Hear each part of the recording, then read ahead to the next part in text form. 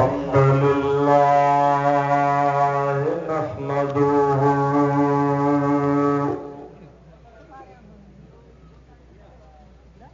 व नस्तईनुहु व नस्तगफिरुहु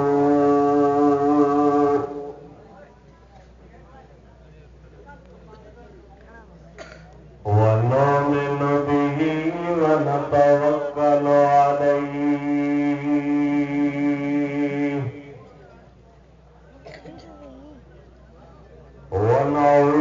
ونعوذ بالله من شرور أنفسنا ومن سيئات أعمالنا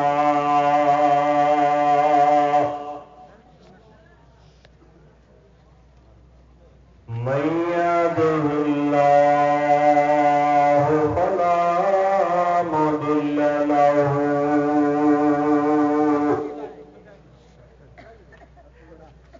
ومن يضلل فلا هادي له सुभान अल्लाह सुभान अल्लाह ونشهد أن لا إله إلا الله وحده لا شريك له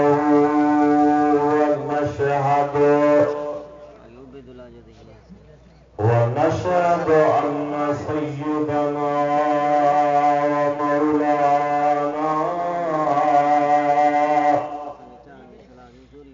محمدا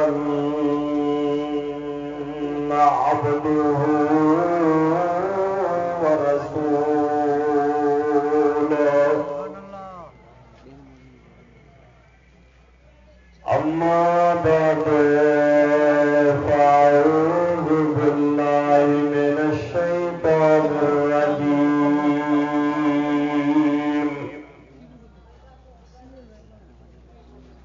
بسم الله الرحمن الرحيم सुभान अल्लाह बेशक هو الذي أرسل رسوله بالهدى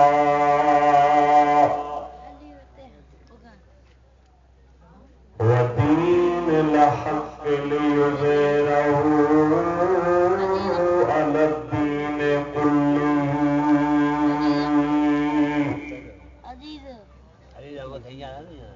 ولو كره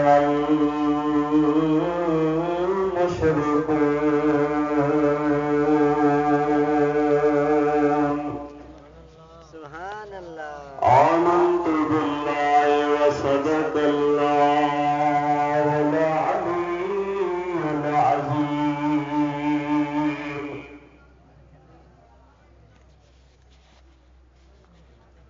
सारी रात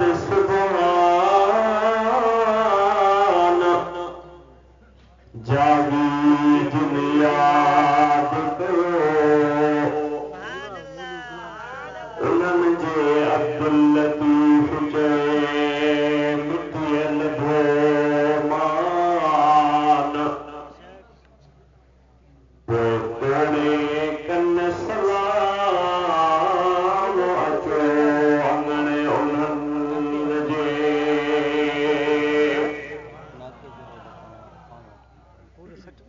अगर जन्नत में जाने का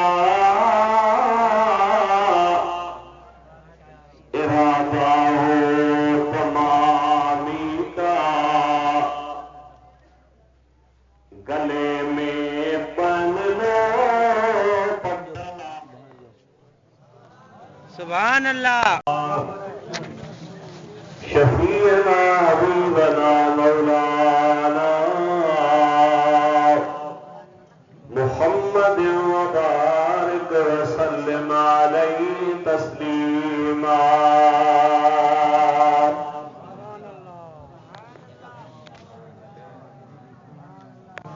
मुतम ऐं कामिल वली रोज़े वारा हज़रत क़िबला साईं मखदूम मोहम्मद यूसुफ ख्याल वारा रहमतुल्लाह ताला अलैह ऐं रोज़े वारनि जो औलाद साईं सखा वारा बंगले वारा ऐं साईं माफे वारा ऐं हज़रत क़िबला साईं मखदूम मुर्शिद करीम हज़रत क़िबला साईं मोहम्मद रफ़ीउद्दीन ख़ियारवी रहमतुल्लाह ताला अलैह उनजे याद में ही बारो शरीफ इन तारीख़ ते मल्हायो वेंदो आहे। हक़ीक़त में त हिन ॾिहाड़े ते मुंहिंजी कॾहिं बि दिलि इहे ॻाल्हि चवंदी आहे त आउं स्टेज ते वेही वाइज़ कयां तकरीर कयां। असांजो कमु रसूलुल्लाह सल्लल्लाहु अलैहि वसल्लम जे हिननि आरफनि आशिक़नि महबूब जे ग़ुलामनि साईं सरोरनि करीमनि जे ग़ुलामीअ जे नाते सां मुंहिंजी दिलि चवंदी आहे त आउं हिते ख़िदमत कयां, माण्हुनि खे पाणी पियारियां, उन्हनि जी इज़त कयां ऐं जेके मुंहिंजे महबूब मुर्शिद करीम जा ग़ुलाम ऐं मोहब्बत वारा अचनि था उन्हनि जी इज़त कयां ऐं उन्हनि खे वाइज़ जे बजाय उन्हनि जे अॻियां मां ख़िदमत सां पेश अचां। पर असांजे दरगाह ख्याली शरीफ़ जे हिन उर्स ऐं मौक़े खां अॻु में जेका असांजी मीटिंग थींदी आहे उनमें साईं जन जो मुंहिंजे लाइ ख़ुसूसी हिन वारे हुकुम हुयो त मौलवी साहब दरगाह शरीफ़ जा जेके मुरीद आलिम आहिनि मुक़र्रर आहिनि उहे दरगाह ते वाइज़ ज़रूर कनि। जेके मेहमान ॿाहिरां वाइज़ करण जे लाइ अचनि था आउं पंहिंजे महबूब मुर्शिद करीम जे उन हुक्म खे लबैक चवंदे चंद ॻाल्हियूं अव्हां जे ख़िदमत में आउं पेश करण जो इरादो रखां थो। ऐं वॾी ख़ुशीअ जी ॻाल्हि आहे त मुहर्रम शरीफ़ जो चंड बदिस थी वियो आहे। ही महीनो मुहर्रम शरीफ़ जो जेको सईदना व मुर्शिदना हज़रत इमाम हुसैन आली मकाम रज़ी अल्लाह ताला अन्हु जे शहादत ऐं सोने हुसैन जे कुर्बानीअ जो हिकिड़ो अज़ीम महीनो आहे। पर मूं आयत हुवल्लज़ी अरसल रसूलहू बिलहुदा व दीनिल हक़ पढ़ी आहे। इंशाअल्लाह ताला इन्हे मौज़ूअ जे बारे में हिकिड़ी ॿ ॻाल्हि अर्ज़ु करे पोइ साईं जन खे वारो ॾींदासीं। इहा ॻाल्हि तव्हांखे क़बूल आहे? पोइ दुरूद मां बसां पढ़ो त मां आयत जो तर्जुमो कयां। अल्लाहुम्मा सल्लि अला सय्यिदना शफीअना हबीबना मौलाना मुहम्मद व बारिक व सल्लिम अलैहि तस्लीमा। जेॾी वॾी जमायत आहे एॾो दुरूद जो आवाज़ कोन्हे को दुरूद सभई मां बसां पढ़ो। अल्लाहुम्मा सल्लि अला सय्यिदना शफीअना हबीबना मौलाना मुहम्मद व बारिक व सल्लिम अलैहि तस्लीमा। अल्लाह से फरमाए तो हुवल्लज़ी अरसल रसूलहू बिलहुदा। ॾाढा सुभान अल्लाह कयो। हुवल्लज़ी इहो उहो अल्लाह आहे, उहो रब करीम आहे, उहो ताक़त वारो मालिक आहे, शान ईमान वारो मालिक अल्लज़ी अरसल रसूलहू बिलहुदा जंहिं पंहिंजे प्यारे महबूब मदीने वारे शहंशाह खे हिदायत सां दुनिया ते मोकिलियो। अज़ीज़ो दोस्तो, नबी पाक जा प्यारा गुलामो, अॼु मां तव्हां जे अॻियां इस्लाम जी अहमियत, इस्लाम जो केॾो वॾो मक़ाम, इस्लाम खे केॾो वॾो दर्जो आहे, इस्लाम जे लाइ अल्लाह जे प्यारे महबूब छा फरमायो आहे। मां तोखे मुबारक ॾियां थो त तूं रसूलुल्लाह जे गुलामनि में शामिल आहे, मुस्तफ़ा जे दीन ते हलंदड़, इस्लाम ऐं मुस्लमानी तुंहिंजी सुञाणप उन महबूब मदीने वारे शहंशाह जो शान ॿुधी पंहिंजी दिलि ठार। हिकिड़े अल्लाह जे माने छा फरमायो आहे, दो जहां के वाली का दो जहां पे साया है। ॾाढिया सुभान अल्लाह जो। मां अॻ में ई सुस्त लॻो पियो आहे त मां अव्हां जे अॻियां कीअं वाइज़ कयां। मां ख़िदमत करण वारो, मां बानीअ ॿार ख़िदमत करण वारो, पर जे अव्हां थोरो दाद ॾींदो त मुंहिंजी बि दिलि ख़ुशि थी पवंदी। दो जहां के वाली का दो जहां पे साया है, दो जहां के वाली का दो जहां पे साया है। उनको तो खुदा ने उनकी मर्जी से बनाया है।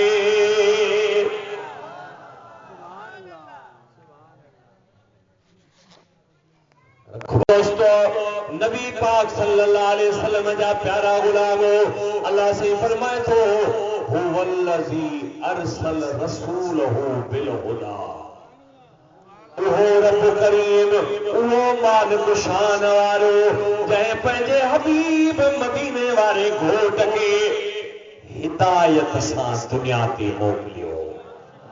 वदीन हक़ ऐं हक़ जे दीन सां अल्लाह ताला मदीने वारे घोट खे दुनिया ते रवानो कयो। ओ मुंहिंजा मौला, दीन त अॻु में बि असां वटि मौजूद हुयो, दुनिया ते मौजूद हुयो। उन दीन जी इब्तिदा हज़रत आदम खां थी हुई। हज़रत नूह अलैहिस्सलाम उन जी ताईद कई, हज़रत इब्राहीम उन जी तालीम ॾिनी, हज़रत मूसा उन जी तालीम ॾिनी, दुनिया जे नबीअनि उन जी तालीम ॾिनी। या अल्लाह, तुझे महबूब मदीने वारे शहंशाह के मोकलण जी जरूरत इन करे पई जो उहो दीन कामिल न थी सघियो, मुकम्मिल न थी सघियो। अल्लाह जे महबूब मदीने वारे घोट फरमायो त ही जेको मुंहिंजो दीन आहे इहो दुनिया जे कुंड कुड़छ में पहुचंदो। मदीने वारे घोट फरमायो त ही जेको मुंहिंजो दीन आहे पखनि में, जबलनि में, झंगलनि में, माड़ियुनि में, मालनि में, जेके जबलनि में ख़ीमा अॼो माण्हू वेठा आहिनि, मदीने वारे फरमायो त ही मुंहिंजो दीन उन्हनि ताईं बि पहुचंदो। अल्लाहु अकबर। अदा हणा हणा नारा अल्लाह। नबी पाक जा प्यारा गुलामो, अल्लाह साईं नबी पाक खे दुनिया ते रवानो कयो। लियुज़हिरहू अला दीन कुल्लिही। ॿिया जेके बि दीन आहिनि उन्हनि दीननि जे मथां मुस्तफ़ा जो दीन ग़ालिब ईंदो। अज़ीज़ो दोस्तो, ॿियनि दीननि में इफ़रात हुयो, ॿियनि दीननि में तफ़रीत हुई। मां तुंहिंजे ख़िदमत में अर्ज़ु कयां त ॿियनि दीननि में एतिरी सख़्ती हुई, हज़रत मूसा जे दीन में एतिरी सख़्ती हुई जो जेकॾहिं इंसान जे कपड़े खे पलीती लगी पवे त उन पलीतीअ वारी जाइ खे कैंचीअ सां कटण जो हुकुम हुयो। पर नबी पाक जे दीन में हुजूर रहमत लिल आलमीन कुर्बदार नबी रब जे दरबार में अर्ज कयो, ओ मुंहिंजा मौला ये मुंहिंजी मिस्कीन उम्मता गरीब उम्मता ही जे कपड़ा कटींदा त मिस्कीनन खे वठी केर ॾींदो। अल्लाह ताला फरमायो त ही जेके कपड़ा इन्हनि कपड़नि खे पाणीअ सां जॾहिं धोइबो उन्हनि जी पलीती दूर थी वेंदी। उहा पलीती दूर थियण जो सबबु पाणी आहे। पाणी हणो त इंसान जो कपड़ो पाक थी वञे। मालूम थियो त अॻियनि दीननि में सख़्ती हुई। असांजो दीन इफ़रात ऐं तफ़रीत खां पाक आहे। इहो इफ़रात जो मिसाल आहे ऐं तफ़रीत जो मां मिसाल ॾियां। नबी पाक सल्लल्लाहु अलैहि वसल्लम जा प्यारा गुलाम हज़रत ईसा जे दीन में एतिरी ढर हुई जो सूअर खाइण बि हलाल हुयो। अजीजो दोस्तो, नबी पाक सल्लल्लाहु अलैहि वसल्लम जा प्यारा गुलाम ही अल्लाह ताला महबूब खे दुनिया ते मोकिलियो। ही कामिल ऐं मुकम्मिल दीन जेको तव्हां खे ऐं असां खे मिलियो आहे। मां तव्हां जे ख़िदमत में अर्ज़ कयां, ज़कात अदा कंदा हो? सब चुप थी विया। अजीजो दोस्तो, अल्लाह ताला फरमाए तो अकीमुस सलात व आतुस ज़कात वरकऊ मअर राकिईन। नमाज कायम कयो ऐं ज़कात ॾियो। नमाज सां गॾु ज़कात बि ज़रूरी आहे। अॻियनि दीननि में ज़कात चोथों हिस्सो फर्ज़ हुयो, पर नबी पाक जे दीन जे अंदर ज़कात 40 हिस्सो फर्ज़ आहे। समझो था? अल्लाह जा प्यारा बाना नबी पाक सल्लल्लाहु अलैहि वसल्लम सां प्यार करण वारा अॻियनि दीननि जे अंदर इंसान जॾहिं तौबह कंदो आहे, दुरूद में बस पढ़ंदा आहियो।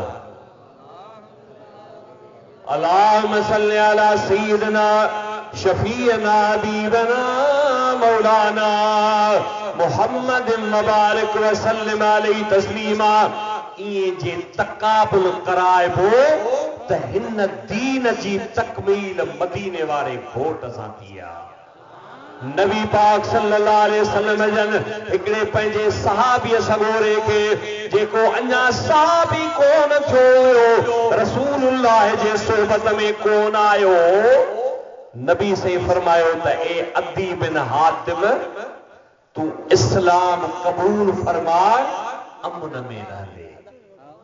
अल्लाह जे महबूब फरमायो, ओ अदी बिन हातिम इस्लाम कबूल फरमा, मुझो दीन कबूल फरमा, तू अमन में रहंदे। नबी पाक जे उन सहाबी थियण वारे अर्ज कयो, या रसूल अल्लाह, मां त अॻु में हिकिड़े दीन ते आहियां, ईसाई हुयो। छा हुयो? ईसाई हुयो। नबी पाक सल्लल्लाहु अलैहि वसल्लम के अर्ज कयाई, या रसूल अल्लाह, मां अॻु में हिकिड़े दीन ते आहियां, माना ईसाई आहियां। नबी पाक फरमायो त मां तुंहिंजे दीन खे मां मोहम्मद करीम तोखां वधीक समझां थो। हुजूर फरमायो त तूं रुकूसिया वारनि मां आहीं? अर्ज कयाई, हाओ। नबी पाक फरमायो त अवां गनीमत जो माल हड़प करे वेंदा आहियो, खाई वेंदा आहियो, नाजायज़ तरीक़े सां फबाइण जी कोशिश कंदा आहियो। हुन पंहिंजो कंध झुकायो, रोई अर्ज कई, या रसूल अल्लाह, वाकई तुंहिंजो दीन सचो आहे, तुंहिंजो दीन हक़ जो आहे, मां दीन कबूल थो फरमायां। या रसूल अल्लाह, मूंखे कलमो पढ़ायो। अल्लाह जे महबूब फरमायो, ओ अदी बिन हातिम, मां तोखे ॿुधायां थो हिकिड़ो हीरत जो शहर आहे। हीरत जो छा जो?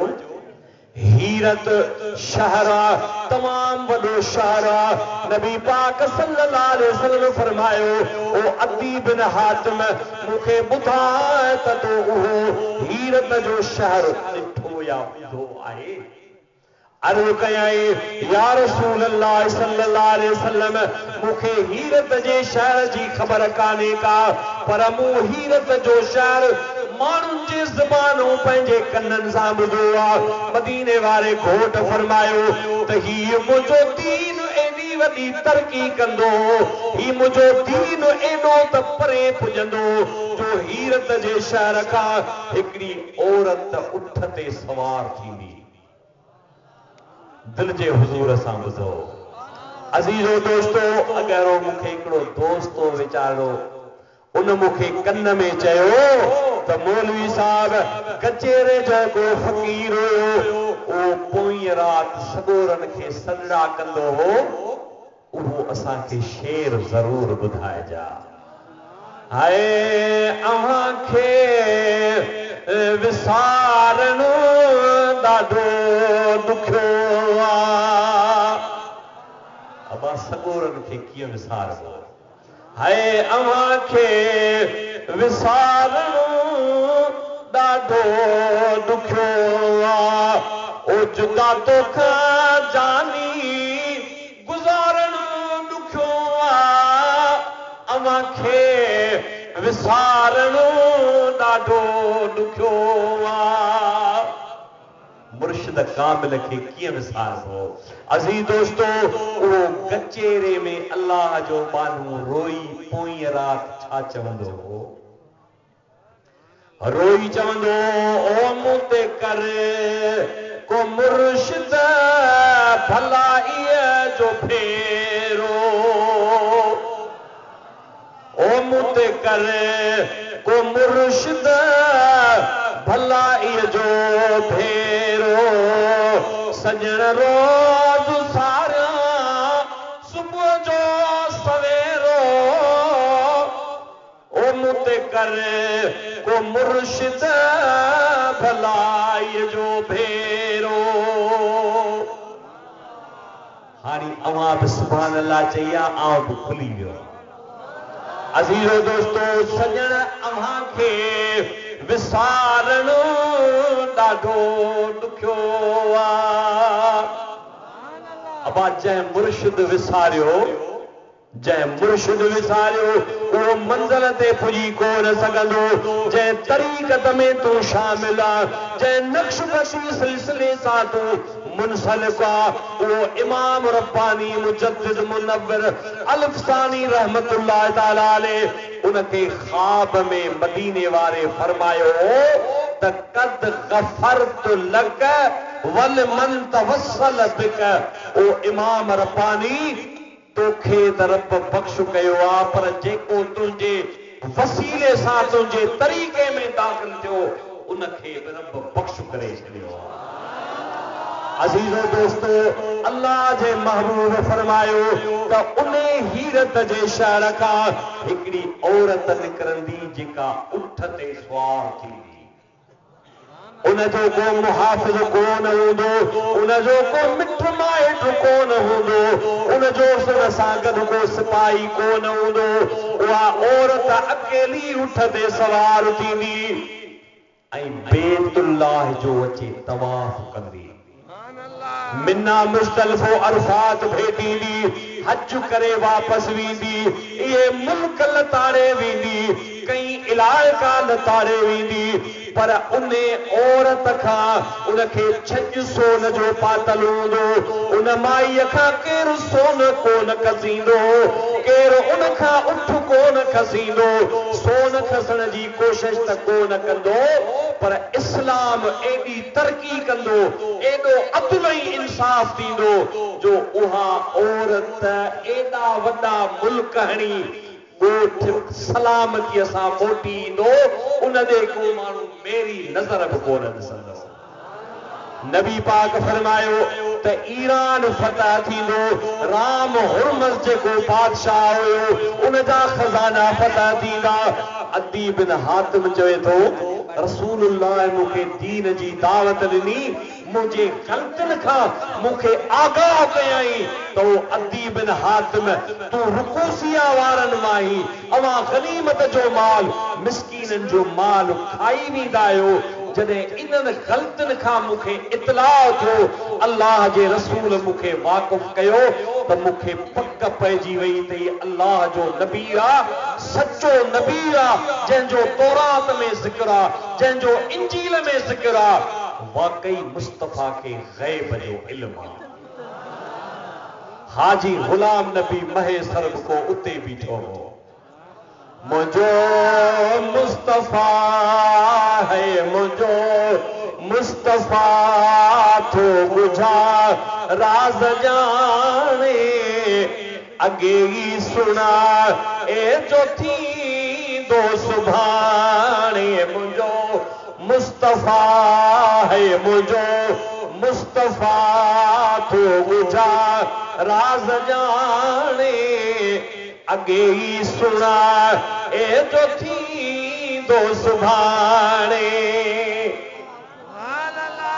उन अदी बिन हातिम चयो त ॿ ॻाल्हियूं अल्लाह जे रसूल इहे फरमायूं। टी ॻाल्हि अञा मुंहिंजे नज़र खां कान गुज़री आहे।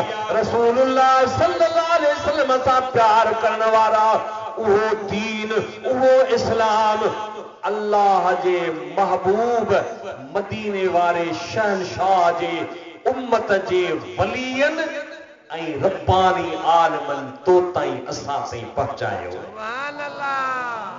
अॼोको ही जेको प्रोग्राम आहे, हिन प्रोग्राम में मुंहिंजी दिलि त घणो ई चवे थी त अॻिते बि वाइज़ कयां, पर असांजा जेके मुरीद दरगाह जा मुरीद आहिनि उन्हनि खे गुज़ारिश कयूं था उहे असांखे घणो परेशान न कनि त असां महिमाननि खे ॿुधूं। हाणे साईं वीचारो कराचीअ खां आयो आहे, वेठो आहे, उनजो इंतज़ारु आहे। वरी बि तव्हांखे